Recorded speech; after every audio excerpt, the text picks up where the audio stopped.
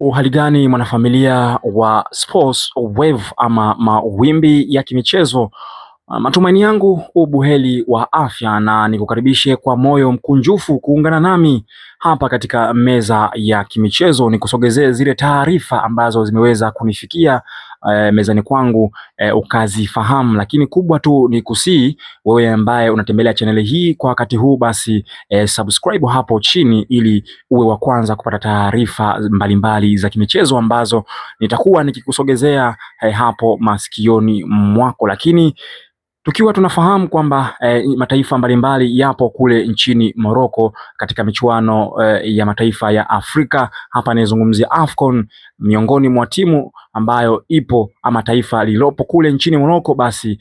taifa la Tanzania likiweza kutetea nafasi ya kuweza kupenya katika hatua inayofuata. Lakini turudi nyumbani hapa kwetu nchini Tanzania katika ligi yetu pendwa NBC Premier League, ambako huko kuna taarifa mpya ambayo hiyo taarifa inatoka kunako klabu ya wekundu wa Msimbazi Simba. Je, kunani huko? Basi endelea kusalia hapo hapo, usiondoke ili ukafahamu ni kipi hicho ambacho kimeweza kujiri kunako klabu hiyo ya wekundu wa Msimbazi Simba. Na nikujuze tu kwamba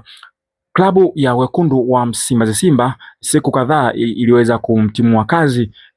aliyekuwa meneja wao Dimitar Pantev baada ya kutofanya vizuri katika mchezo ambao uliweza Simba Sports Club kuweza kufungwa dhidi ya Petro di Rwanda ya kule nchini Angola. Lakini pia baada ya Dimitar Pantev kuondoka ndani ya viunga hivyo vya wekundu wa Msimbazi Simba, siku kadhaa zimepita, Simba ikaweza kumtambulisha kocha wa aliyekuwa kocha wa Stellenbosch. Hapa namzungumzia Steve Barker, ambaye kocha huyu amekuwa na sifa mbalimbali, na moja ya sifa ya kocha huyu ni kwamba amekuwa ni mvumbuzi mzuri wa vipaji na kuendeleza vipaji vya wachezaji ndani ya klabu. Wachezaji kama Nduli ambaye tuliweza kumshuhudia katika michuano ya kombe la shirikisho akifanya vyema, bila kumsahau captain ambaye namba 3 ambaye wanasimba wengi watamkumbuka juu ya umahiri wake ambao amekuwa akionyesha. Lakini licha ya mchezaji huyo ama licha ya wachezaji hao, wachezaji mbalimbali ameweza kuwaibua, lakini mwishowe wamekuwa wakiondoka ndani ya Stellenbosch na kwenda kujiunga na miamba ya South Africa. Hapa anaizungumzia Mamelodi Sundowns, lakini pia Orlando Pirates, lakini pia Kaizer Chiefs. Lakini sasa baada ya kutambulishwa kocha huyu Steve Barker, ambaye hivi sasa anatambulika kama kocha mpya wa klabu ya wekundu wa Msimbazi Simba, kumekuwa na mjadala ama minong'ono mbalimbali juu ya mashabiki wa klabu hiyo wakitaka kufahamu ni yupi ambaye atakwenda kuwa kocha msaidizi wa kocha huyo kutoka pale nchini Afrika ya Kusini, ambapo baadhi ya mashabiki wamekuwa wakimhitaji Suleiman Matola Velon kuweza kuondoka ndani ya klabu hiyo, lakini pia wapo wengine ambao wanatamani Suleiman Matola Velon kuendelea kusalia hapo, kwani tukumbuke moja ya mtu ambaye alikuwa katika benchi la kocha Fadlu Davis ambaye walienda kutwaa medali ama kuvaa medali katika fainali ya kombe la shirikisho barani Afrika. Basi miongoni mwa mtu ambaye alikuwa katika benchi la ufundi ama kocha msaidizi ambaye aliweza kusaidiana na Fadlu Davis, basi huwezi kumsahau Suleimani Matola Velon. Sasa taarifa ni kwamba baada ya minong'ono mingi, kisha uongozi uliweza kukaa chini na kocha Steve Barker na kuweza kujadili naye namna ya kupanga mbinu ama mipango kazi ndani ya klabu hiyo, na waliweza kufikia mwafaka kwamba kocha msaidizi wa kocha huyo Steve Barker, hapa namzungumzia kocha huyo mkuu ambaye ameweza kutambulishwa ndani ya viunga hivyo, atakuwa ni Suleiman Matola ambaye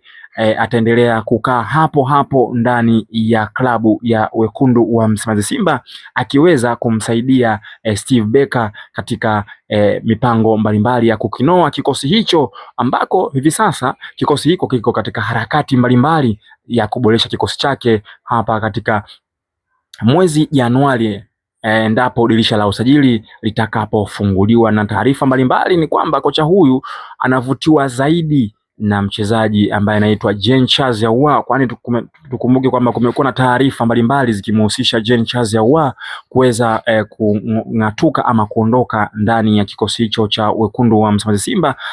na kugomea kuongeza mkataba, lakini hivi sasa Steve Barker ameweza kuingia ndani ya kikosi hicho, lakini moja ya pendekezo ama moja ya mchezaji ambaye amekuwa akimhusudu ama kumpenda zaidi ni Jean Charles Ahoua, ambaye anahitaji aendelee kusalia hapo hapo ndani ya viunga vya wekundu wa Msimbazi Simba, na aliweza kukiri kwamba moja ya mchezaji hatari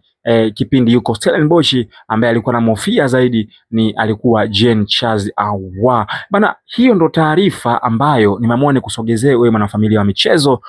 juu ya kocha Steve Barker baada ya kumchagua Suleiman Matola Veron kuwa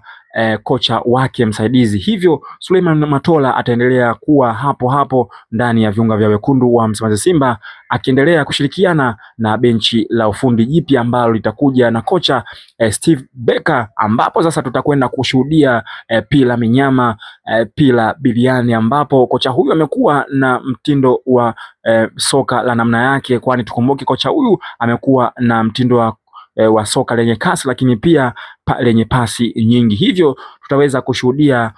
pila minyama pila biliani kunako klabu hiyo ya wekundu wa Msimbazi Simba likiweza kurejea. Wewe yapi maoni yako